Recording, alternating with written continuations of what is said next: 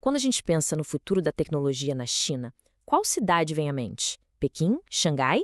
Pois é, o epicentro dessa revolução é um lugar que, uns 40 anos atrás, era só uma vila de pescadores. Essa é a incrível história de Shenzhen. Olha, para a gente ter uma ideia do que estamos falando, pensa só. Em 1979, Shenzhen era basicamente um vilarejo, uma vila de pescadores com umas 30 mil pessoas. Agora, avança para o presente. É uma metrópole global com mais de 17 milhões de habitantes. A transformação em pouco mais de 40 anos é uma coisa de outro mundo. É impressionante. A grande pergunta é: como? Como é que uma vila pacata se transforma no que hoje o pessoal chama de Vale do Silício do Hardware? Um lugar onde, olha só, dá para construir um protótipo de um eletrônico em questão de dias, não meses. Como isso é possível? Para a gente entender essa mágica toda, a gente tem que voltar lá no comecinho, da criação do que podemos chamar de uma verdadeira fábrica de inovação. E olha, não foi por acaso não, foi tudo planejado. E a coisa toda aconteceu muito rápido. Se liga na velocidade. 1979, Shenzhen vira cidade oficialmente. Um aninho depois, 1980, vem a jogada de mestre. Ela se torna a primeira zona econômica especial da China. Chegam os anos 90 e ela já era um polo gigante de manufatura. E aí, na década de 2010, a transformação se completa e ela vira esse centro global de tecnologia que a gente conhece hoje. Tá, mas o que é essa tal de zona econômica especial? Pensa assim, é como se fosse um laboratório de economia. Uma área onde as regras do jogo são diferentes do resto do país, sabe? Bem mais abertas para investimento de fora, para o livre mercado. Foi essa política que basicamente ligou o motor do foguete de Shenzhen. Então, qual foi a receita desse bolo? Basicamente, o sucesso de Shenzhen se apoia em 3 ingredientes-chave. Primeiro, uma cadeia de suprimentos, assim, completíssima. Dá para construir qualquer coisa lá, e muito rápido. Segundo, um planejamento estratégico do governo que injetou muito, mas muito dinheiro. E terceiro, que talvez seja o mais importante, uma cultura de inovação e de testar as coisas na velocidade da luz.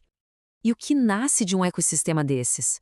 Bom, nascem gigantes, verdadeiros titãs da tecnologia. Empresas que hoje não só competem, mas dominam mercados no mundo todo. E aqui a gente tem um exemplo que é, uau, a virada no mercado de carros elétricos. A BYD, que é uma empresa de Shenzhen, não só entrou na briga, como passou a Tesla em vendas globais. A gente está falando de mais de 2.200.000 veículos em 2025, um crescimento de quase 28%. Enquanto isso, a Tesla viu suas entregas caírem. Isso é, sem exagero, um terremoto na indústria automotiva. Outro monstro que saiu de Shenzhen, a DJI. Sabe aquelas imagens aéreas incríveis que a gente vê em filmes, em documentários, na internet? Pois é, a chance de terem sido feitas com drone da DJI é gigantesca. Eles não são só mais um no mercado, eles são o mercado. Controlam mais de 70% de tudo que é drone de consumo no mundo. E claro, não dá para falar de Shenzhen sem falar da Tencent, a dona do WeChat.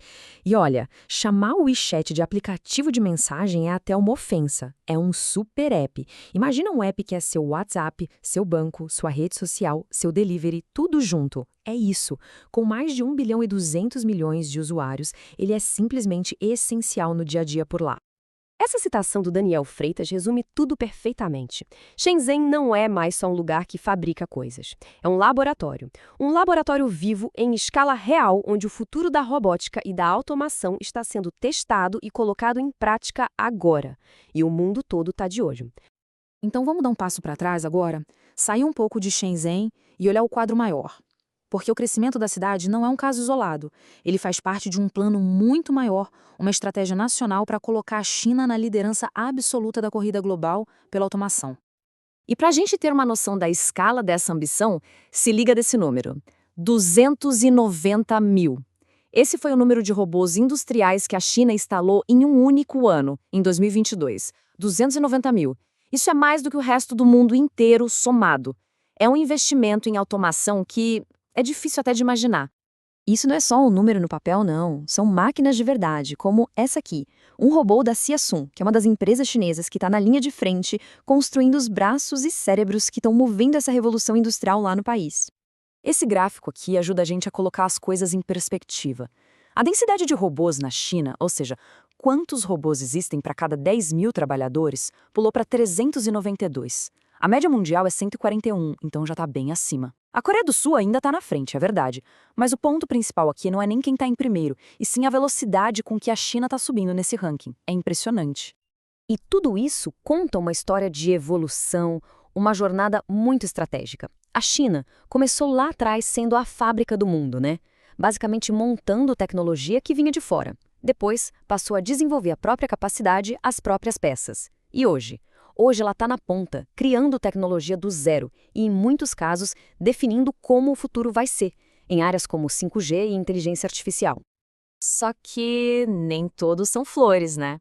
Todo esse avanço, essa velocidade toda, também traz umas questões bem complicadas. Dilemas sociais, éticos, que a gente precisa olhar com atenção. E isso nos joga direto numa pergunta central e bem polêmica.